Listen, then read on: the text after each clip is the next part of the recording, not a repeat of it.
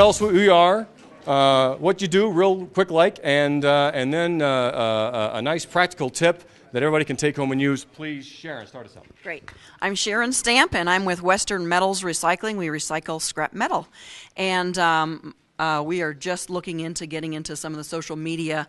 I'm with a Facebook group, and what our group came up with as a tip is if you're using Facebook as a business, you might want to put a clause in there or a statement about your company and your integrity and no intention of publishing anything illicit, because you can, when you're on the social media, you can get hacked into, and it would do a lot of damage to your business and a lot of recuperating from anybody that were to hack into your site and say things that you did not represent. So I think it's a good idea. Our tip is to say something, make a statement, make a mission statement that what your intention is with your social media. Thank you, Sharon. But that is a clinic on how to deliver a tip for those of you who might find yourself in that situation here. But the way you do that is by doing a custom, the way that we see companies doing that effectively is by making a custom tab. You don't promote it, it's there, and the lawyers are happy. And he goes, Emily, please. Good morning. My name is Emily, and I'm the digital marketing and social media specialist for Golf Tech. Our headquarters is down in Arapahoe, and we are a golf instruction, technology-based golf instruction company. And I was with the Twitter group over here, and our Twitter tip for you all is to, if you aren't on Twitter already, start getting on Twitter. At least get your username going and set up your Twitter profile, and then your next step would be to start setting up some Twitter searches. A good example that I gave our group is we search for the term looking for golf lessons.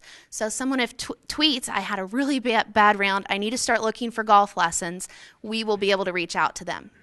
So set up your Twitter searches, search for your company, and search for phrases where you can hit people at their exact moment of pain relative to your company.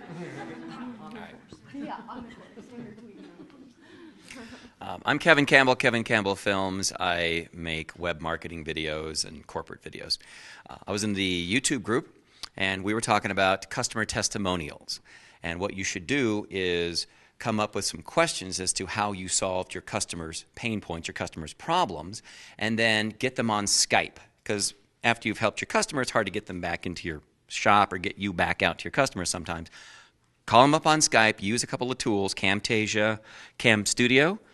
They're free tools that record your screen and audio, and all you have to do is say, hey, Mr. Customer, what did I do for you that was a great thing? You record the screen of them saying you were great because you did this, not you're great because you're a great person, but you're great because you solved the customer's problem. Then make 5 or 6 or 7 of those, create a YouTube channel, which are free, with nothing but your customers' testimonials, and make sure you write text for each testimonial with keywords so when people search, they can find you using that text. So, customer testimonials on a YouTube channel. That's a great tip.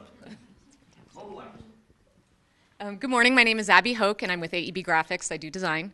And I was with the mobile app group, and what we discussed was, you know how everybody is on mobile devices now.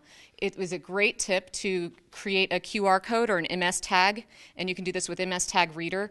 And the great thing about MS Tag Reader is that it will collect analytics, so it will tell you what's going on and who's, you know, as far as the number of scans, and link this into your social networking. Thank you. Hi, my name is Jim Mueller. I'm the founder and president of The Great Online. We're an online marketing company. I was with the LinkedIn group, and our tip this morning is creating a valuable link for your website. I'm not sure if everybody knows, but in Google's and the other search engines algorithm, building links to your website is probably the #1 thing you can do to get ranked in Google. Not all links are created equal, so a link from a lone blogger to your site is not as valuable as a link from, say, LinkedIn. So a way to create a link in LinkedIn to your website is in your profile. There's an area where you can have 3 links to your website, your blog, or whatever, other social media. You can create a link there, but most people just put the name of their company or they just put their web address, and that gets you credit for the name of your company, but most people will rank #1 for the name of their company without even trying. So the way to get ranked for a phrase like, I'm looking for a better golf game or what, golf lessons, you can use those words. They're called anchor text. You can change those those words in your links from LinkedIn to your website to the keywords that you want to be found in Google for. I can't go into exactly how you do that, but you can search on LinkedIn or in Google and find out how to change your text on your links. And that's an easy way to get a valuable link from LinkedIn to your website. Outstanding.